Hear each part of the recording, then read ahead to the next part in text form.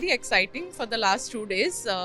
Firstly, with the PM inaugurating the expo, I think it's been a great honor to be selected amongst the companies who can participate here. We've had a lot of visitors from yesterday.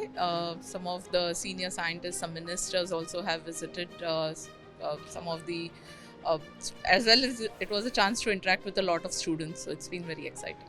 Yeah, so we are actually a tissue regeneration company. What we do is we take silk, which is the same silk that is used in textiles, and we have developed unique and innovative processing protocols to convert the silk into different medical products. So we have products that cater to breast cancer patients, orthopedics, as also advanced wound care products.